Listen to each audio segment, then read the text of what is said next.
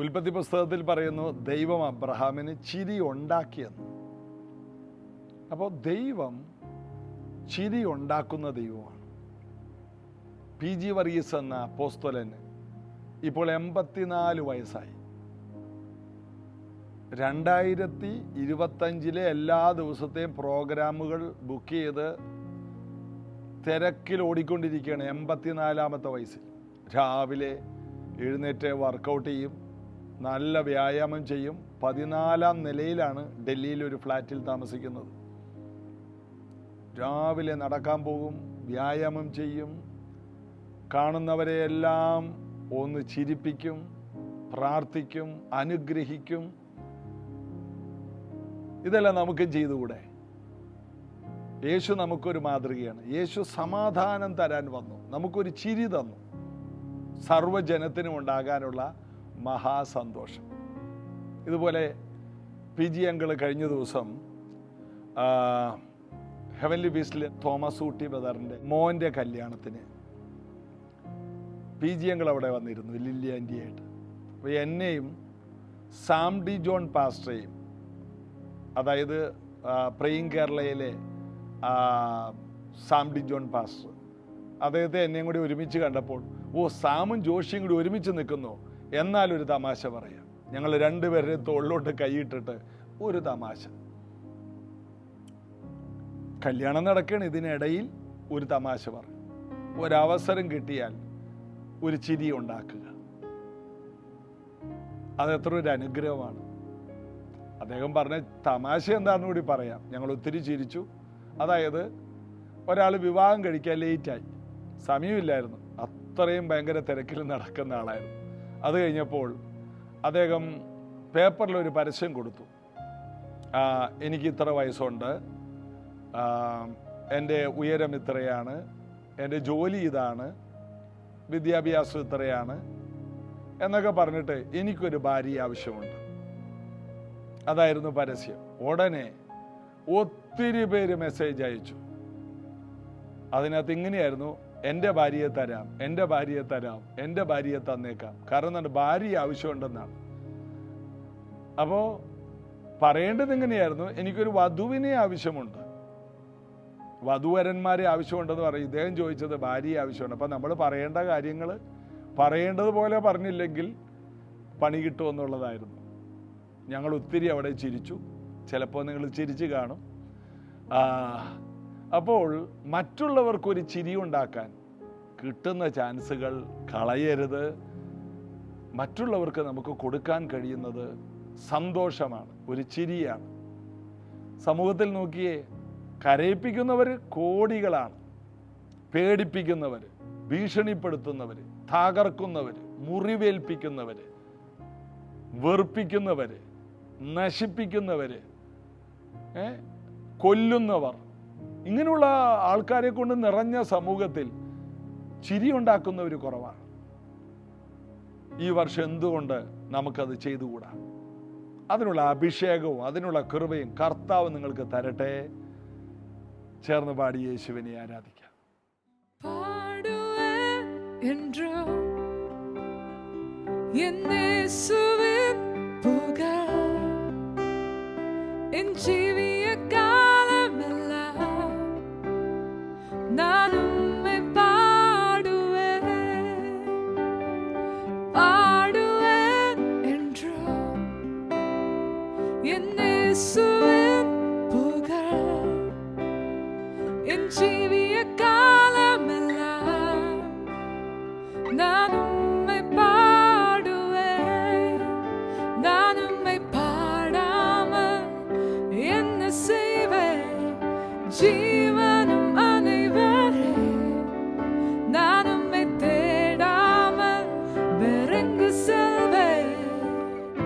என் வாழ்வின் நாயகனே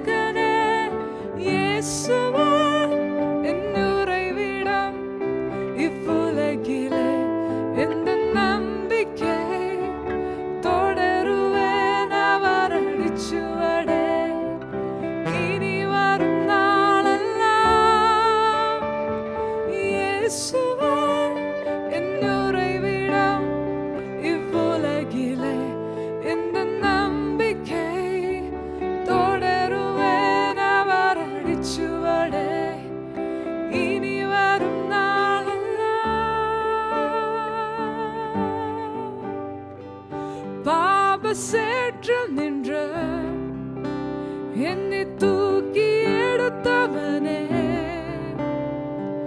சாபங்கள் போக்கி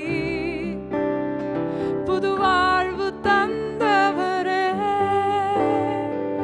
பாபசேற்றில் நின்ற என்னை தூக்கி எடுத்தவரே, சாபங்கள் போக்கி புது வாழ்வு தந்தவரே, நான் உம்மை பாடாமல் என்ன செய்வேன்? ஜீவனும் அனைவரே, நான் உம்மை தேடாமல் வேறெங்கு செல்வேன்?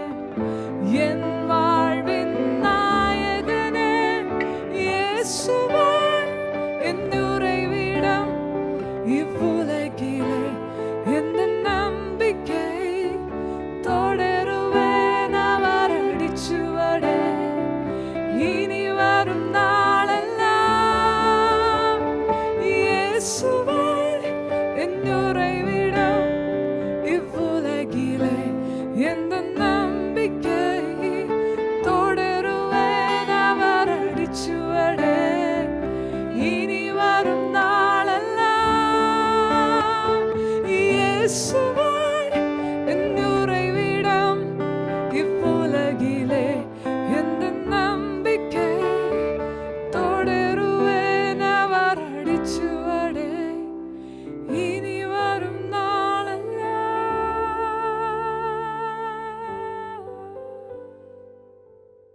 യോഹന്നാന്റെ സുവിശേഷം 17-ാം അധ്യായം 2-ാം വാക്യം 1 മുതൽ വായിക്കാം. ഇത് സംസാരിച്ചിട്ട് യേശു സ്വർഗത്തിലേക്ക് നോക്കി പറഞ്ഞതെന്തെന്നാൽ, പിതാവേ, നാഴിക വന്നിരിക്കുന്നു, നിന്റെ പുത്രൻ നിന്നെ മഹത്വപ്പെടുത്തേണ്ടതിന് പുത്രനെ മഹത്വപ്പെടുത്തണമേ. കർത്താവേ, നിനക്ക് ഒരു മഹത്വം തരണമെങ്കിൽ അങ്ങ് എനിക്കൊരു മഹത്വം തരണമേ. ദൈവത്തെ മഹത്വപ്പെടുത്താൻ നമ്മുടെ കയ്യിൽ എന്തെങ്കിലും വേണ്ടേ? എന്നെ ഒന്ന് മാനിക്കണേ. ദാവീദ് പ്രാർത്ഥിച്ചു, നിന്റെ ജനം നിന്നിൽ ആനന്ദിക്കേണ്ടതിന് നീ ഞങ്ങളെ വീണ്ടും ജീവിപ്പിക്കുകയില്ലയോ?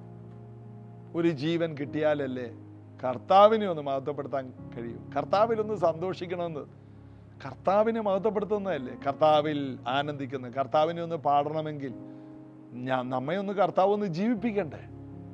അതാണ് സങ്കീർത്തനക്കാരൻ, നിന്റെ ജനം നിന്നിൽ ആനന്ദിപ്പിക്കേണ്ടതിന് നീ ഞങ്ങളെ വീണ്ടും ജീവിപ്പിക്കുകയില്ലയോ? യേശു ചോദിക്കുകയാണ്, പിതാവേ, എനിക്ക് നിന്നെ ഒന്ന് മഹത്വപ്പെടുത്തണം. ഇത് പോരാ. ഈ ഭൂമിയിൽ 3.5 വർഷം കാനാവിലെ കല്യാണ വീട് തുടങ്ങി മഹത്വം വെളിപ്പെടുത്തി യേശു.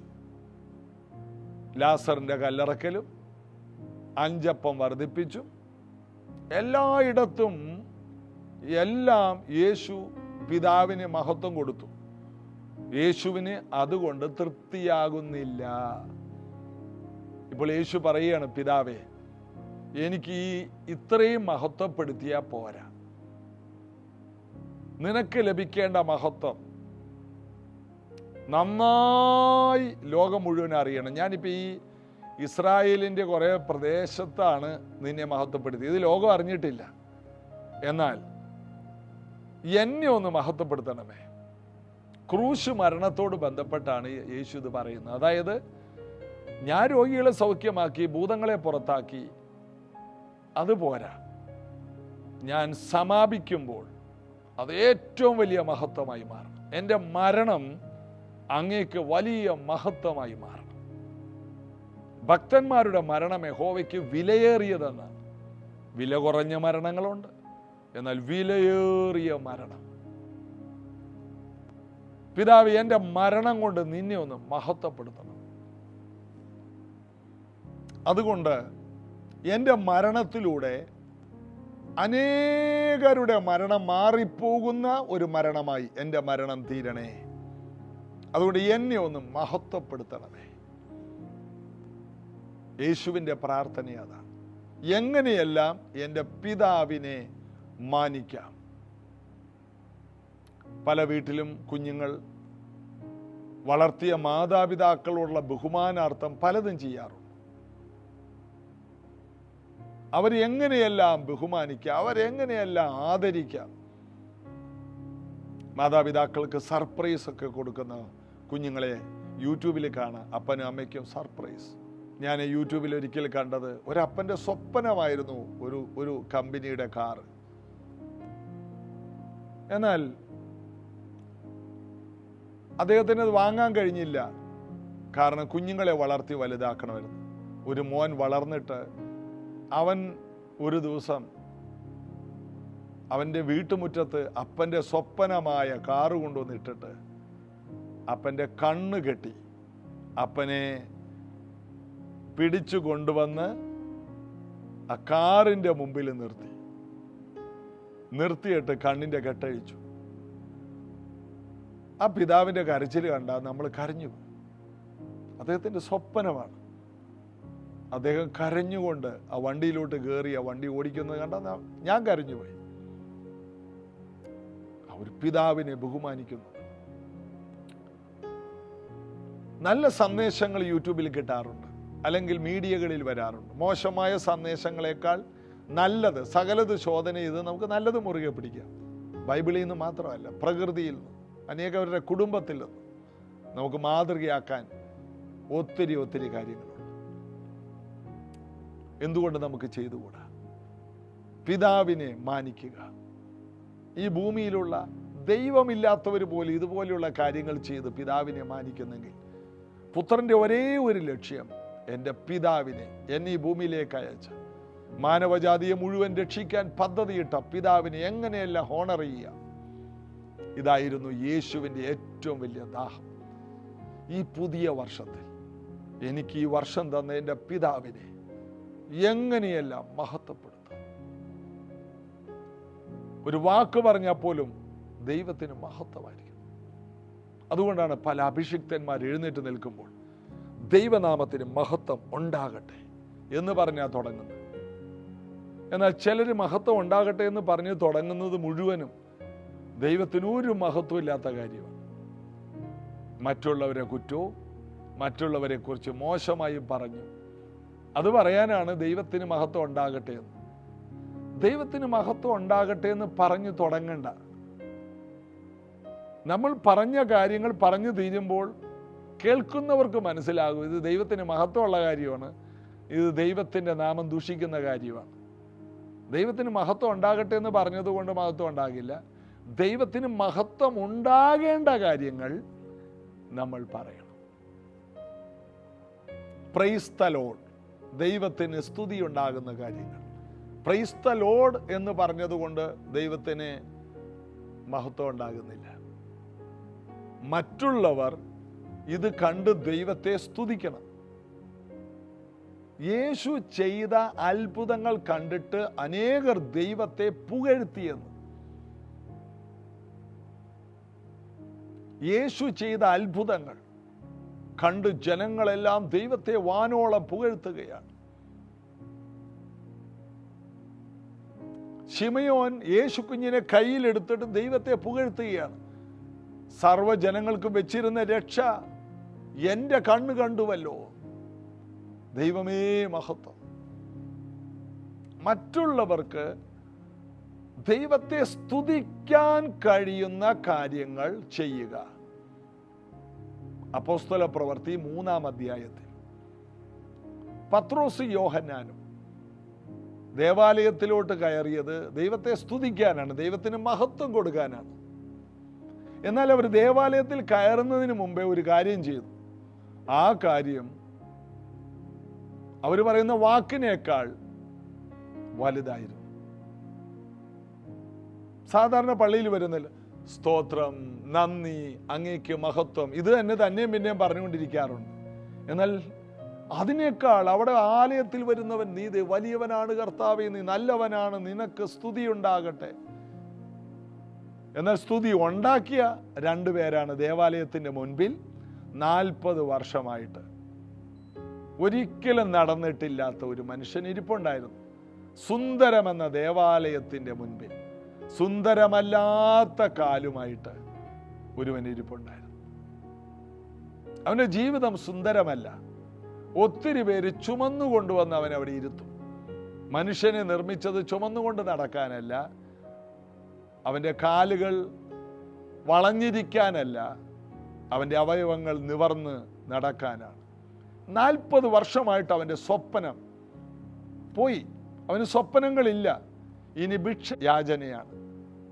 ഇതൊരു ജീവിതമാർഗമാക്കി മാറ്റി. എന്നാൽ പത്രോസ് യോഹന്നാനും അവനെ ഉറ്റുനോക്കി. ഇവൻ യേശുവിൻ്റെ കാലത്ത് ഈ ദേവാലയത്തിൻ്റെ മുമ്പിൽ ഇരിപ്പുണ്ട്. യേശു അവനെ സൗഖ്യമാക്കിയില്ല. കാരണം യേശു പിള്ളേർക്ക് ഹോംവർക്ക് ഇട്ടേച്ചു പോയതാണ്. ഞാൻ ചെയ്തതിലും അധികം ചെയ്യണ്ടേ, അതിന് കുറച്ച് ഹോംവർക്ക് കൊടുത്തിരിക്കുകയാണ്. അപ്പോസ്തലപ്രവൃത്തി 2-ാം അധ്യായത്തിൽ പരിശുദ്ധാത്മാവ് വന്നു. ഇപ്പോഴിതാ ഞാൻ ചെയ്തതിലും വലിയത് ചെയ്യാൻ ശിഷ്യന്മാരുടെ മേലൊരു നിയോഗം വരികയാണ്. യേശു അവർക്ക് ഹോംവർക്ക് ഇട്ട് കൊടുക്കുകയാണ്. ഈ പൂച്ച എലിയെ പിടിക്കും. എന്നാൽ തള്ളപ്പൂച്ച ഈ വളർന്നു വരുന്ന കുഞ്ഞുങ്ങളുടെ മുമ്പിൽ എലിയെ പിടിക്കുന്ന വ്യത്യാസമാണ്. എലിയെ പിടിച്ചിട്ട് അതിനെ കൊല്ലില്ല, ഒന്ന് കടിച്ചു കൊണ്ടുവന്ന് കുഞ്ഞുങ്ങളുടെ മുമ്പിൽ ഇട്ട് കൊടുക്കും. പൂച്ച കുഞ്ഞുങ്ങൾ അതിനെ പിടിച്ച് കഴിയുമ്പോൾ ഇത് ഓടുമ്പോൾ തള്ളപ്പൂച്ച ഒന്നും കൂടി ഒന്ന് പിടിച്ച് ഒരു കുടയിൽ കുടഞ്ഞിട്ട് കുഞ്ഞുങ്ങളുടെ മുമ്പിൽ ഇട്ട് കൊടുക്കും. കുഞ്ഞുങ്ങളാണ് പിന്നെ അത് പഠിക്കുന്നത്. ഇതുപോലെയാണ് യേശു കർത്താവ് ശിഷ്യന്മാരെ അത്ഭുതങ്ങൾ ചെയ്യാൻ പഠിപ്പിക്കുകയാണ്. ദൈവത്തിന് മഹത്വം വരുന്ന കാര്യങ്ങൾ ചെയ്യാൻ മീൻപിടുത്തക്കാരായ പത്രോസിനെയും യോഹന്നാനെയും കർത്താവ് ആത്മാവിൽ പരിശീലിപ്പിക്കുക. ഈ പുതിയ വർഷം യേശു ചെയ്തത് ചെയ്യാൻ ഈ പുതിയ വർഷത്തിൽ ഓരോ ദിവസവും കർത്താവ് നമ്മെ പഠിപ്പിക്കും. ഓരോന്ന്. പത്രോസ് യോഹന്നാന് ഈ ദേവാലയത്തിൻ്റെ മുമ്പിൽ സുന്ദരമല്ലാത്തവൻ്റെ കാലുകൾ നോക്കി ഞങ്ങളെ നോക്കൂ എന്ന് പറഞ്ഞു. അവൻ അവരെ ഉറ്റുനോക്കി. വെള്ളിയും പൊന്നും ഞങ്ങൾക്കില്ല, നീ പ്രതീക്ഷിക്കുന്ന പലതും ഞങ്ങളുടെ കയ്യിലില്ല, എന്നാൽ വെള്ളിക്കും പൊന്നിനും ചെയ്യാൻ കഴിയാത്തത് ഞങ്ങളുടെ കയ്യിലുണ്ട്. ഡോക്ടർമാർക്ക് കഴിയാത്തത് ഞങ്ങളുടെ കയ്യിലുണ്ട്. വൈദ്യശാസ്ത്രത്തിന് ഒരിക്കലും കഴിയാത്ത കാര്യം ഞങ്ങളുടെ കയ്യിലുണ്ട്. ഞങ്ങൾക്ക് കാശില്ലെന്നല്ല പറഞ്ഞത്, അതിനേക്കാൾ മുകളിലുള്ളത് ഞങ്ങളിലുണ്ട്. ചിലർ പറയുന്നത് ഇങ്ങനെയാണ്, ഞങ്ങൾക്ക് വെള്ളിയും പൊന്നൊന്നുമില്ല, ഞങ്ങൾക്ക് വേണമെങ്കിൽ. അല്ല, വെള്ളിയേക്കാൾ പൊന്നിനേക്കാൾ വിലയേറിയത് ഞങ്ങളുടെ കയ്യിലുണ്ട്.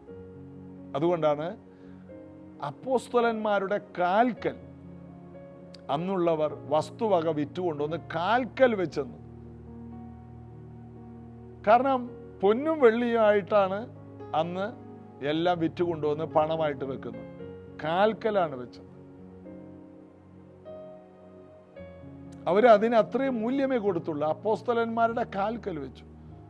ഇന്ന് ചിലർ ചോദിക്കും, ഇന്നെന്താ കാൽക്കൽ വെക്കാത്ത?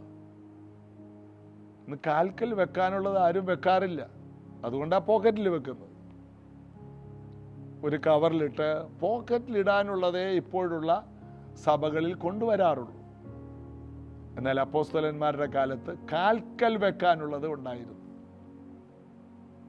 വെള്ളിയും പൊന്നും ഞങ്ങൾക്കില്ല, അതിനേക്കാൾ മികച്ച പലതും വെള്ളിക്കും പൊന്നിനും അതുകൊണ്ട് നടക്കാത്ത കാര്യങ്ങൾ ഞങ്ങളിൽ നടക്കും. ഞങ്ങളിൽ പരിശുദ്ധാത്മാവുണ്ട്, ഞങ്ങളിൽ യേശുവുണ്ട്, ഞങ്ങളിൽ അധികാരമുണ്ട്, ഞങ്ങൾക്ക് നിയോഗമുണ്ട്, ഞങ്ങൾക്ക് അഭിഷേകമുണ്ട്. ഞങ്ങളുടെ വിളി വലുതാണ്, ഞങ്ങളുടെ തെരഞ്ഞെടുപ്പ് വലുതാണ്. ഞങ്ങൾ ദൈവത്തിൻ്റെ അപ്പോസ്തലന്മാരാണ്, ഞങ്ങൾ ദൈവത്തിൻ്റെ സുവിശേഷകരാണ്, പ്രവാചകരാണ്. ഞങ്ങൾ ദൈവത്തിൻ്റെ ഇടയന്മാരാക്കി വെച്ചിരിക്കുന്നവരാണ്. ഞങ്ങൾ ദൈവത്തിൻ്റെ വചനം ഉപദേശിക്കുന്നവരാണ്. ഞങ്ങളിലുണ്ട്, ഞങ്ങളെ നോക്ക്. ഒരിക്കൽ ഞങ്ങളിൽ ഒന്നുമില്ലായിരുന്നു, ഇപ്പോൾ ഞങ്ങളിൽ ചിലതുണ്ട്. യേശുവിൻ്റെ കൂടെ നടന്ന് നടന്ന് നടന്ന് ഇപ്പോൾ യേശുവിലുള്ളതെല്ലാം ഞങ്ങളിലുണ്ട്. ഞങ്ങളെ നോക്ക്. നാസറേനായ യേശുവിൻ്റെ നാമത്തിൽ എഴുന്നേൽക്ക്. അവൻ്റെ നരിയാണി ഉറച്ചു. നടന്നും തുള്ളിയും ദേവാലയത്തിലേക്ക് കയറി.